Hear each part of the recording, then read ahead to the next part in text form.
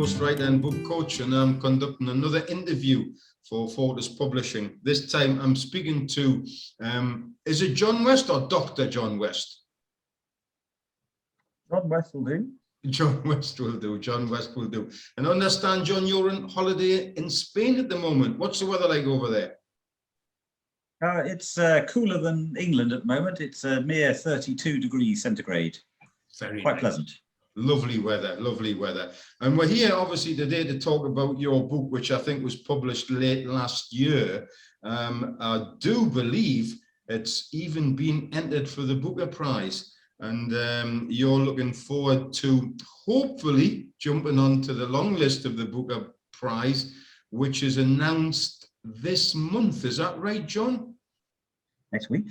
Next week, even better. Well, I suppose it is this month, you know. So next week, is it the 26th or the 27th? That'll be fantastic if it makes the long list. I think that's a big ambition of most authors, to be perfectly honest. Now, your book is situated in World War II. It takes into, I have read it, it's a fabulous, fabulous book. It takes into account, I suppose, the trials and tribulations of prisoners of war at that particular time. Tell us about the book, John.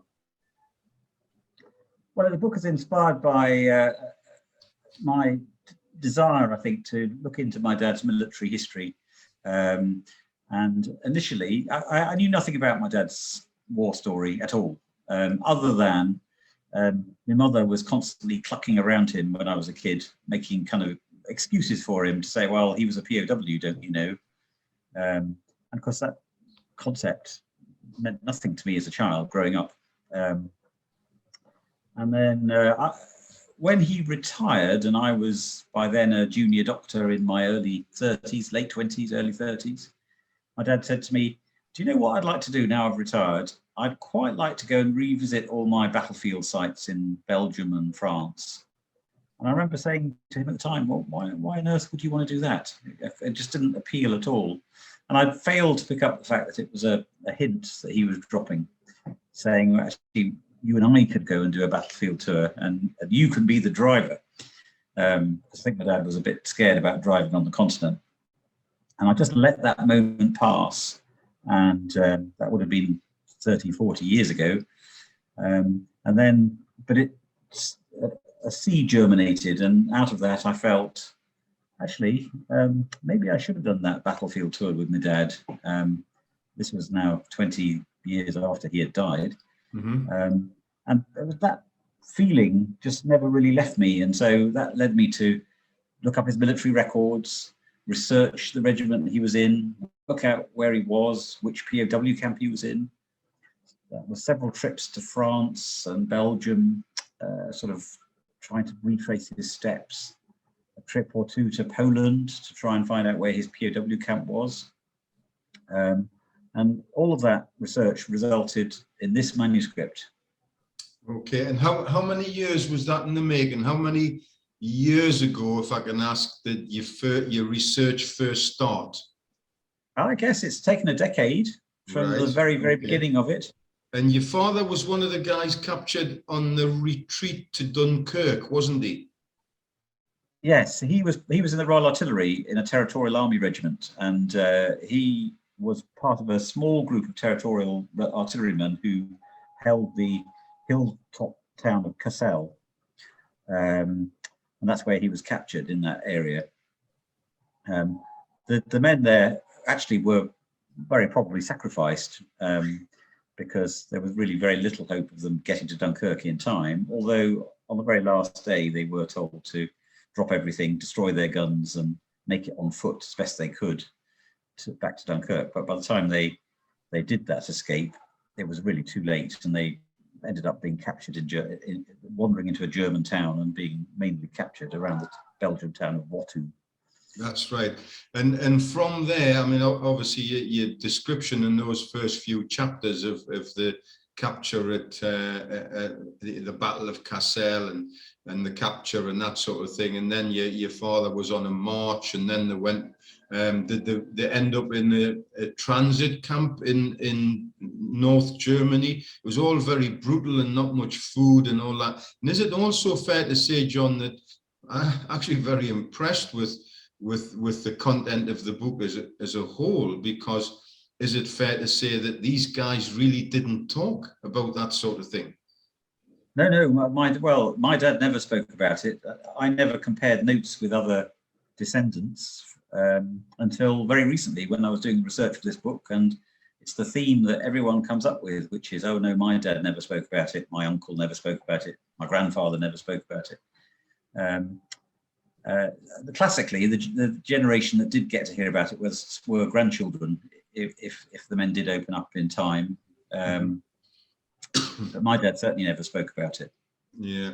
So how on earth do you write it? Because your book's very much in what I would class is historical. You're going to hate this word, faction, because obviously the book is based on fact, but there's a little bit or a fair bit of fiction woven into the book, hence the fact that it's entered for the Booker Prize, because it is fiction. You develop a couple of characters, make-believe characters in there. I remember the German prisoner of war, and I remember, is it the girl Mary? Is that true to say you've invented that character to help tell the story of what your father went through, and indeed the psychiatrist, the psychiatry side of things, because Mary, when she was first, Mary, the fiction character, was first introduced to your father was a psychiatrist in her hospital. Tell me how you developed that theme, John. Yes, my father, after the war, went to medical school, remarkably, because he didn't have much in the way of educational qualification, but he managed to get his A-levels, and that's where he met my mother while he was cramming A-levels. And then qualified as a doctor and became a consultant psychiatrist. And I have had to weave in fictional characters into this story based on his career. So my father, when he retired, he took another job as a reviewer for the Mental Health Act, which meant checking on patients who were held against their will in mental hospitals. To make sure that they were psychiatrically unwell and whether they could be discharged from hospital. So one of the fictional characters I've invented is Mary, who is a long-stay mental health patient, who also has her own wartime history. And the two characters, my father and her, fire off on each other, really, and that's how the story unfolds. And that is completely true, because I used to go with my father when I was a medical student and visit some of these long stay hospitals and see patients with him. So I've related the story very much as it would have been for him, going to a strange hospital, a strange ward, reading through the notes, getting to know the people and working out why is this patient here from scratch, really. And so that's the character of Mary. Mm-hmm. Yeah, and it was a character that very much, I suppose, jumped out of the pages. It was a very real feel character, and as you say, that now that you've explained that, that's perfectly normal, because obviously you went with your father, and no doubt you've met a Mary or two in your past, you know. Yeah, and I've also incorporated into that story the slightly controversial psychiatric techniques that were applied in the late 40s, early 50s, some of which now we would probably frown on and probably wouldn't get ethical approval. But of course, there was a generation of patients that the profession of psychiatry had to treat, and had no way of knowing how to treat people with severe wartime, post-war traumatic stress. Because no doubt, and again, I think you allude to it in the book, no doubt your father came, well, the vast majority of prisoners, I think, came back with PTSD. Only in those days, there was never really that diagnosis. They were just told to get on with it, put up with it. Obviously, I think shell shock is one terminology that was used at the time, but these men were very much forgotten. And your father and all these guys that ended up in these prisoner of war camps, the one mentioned in your book is Lambsdorff. That's where the majority of the story takes place. But they hived these guys out literally to slave labor camps. and you know, working for the Third Reich. Now, where did your dad ended up in the mine, didn't he? That's right. So when I first went to Poland, I had this mental image that my father was, you know, like a great escaper, sitting in a wooden hut, dodging the guards and playing cards and, you know, whiling away the time.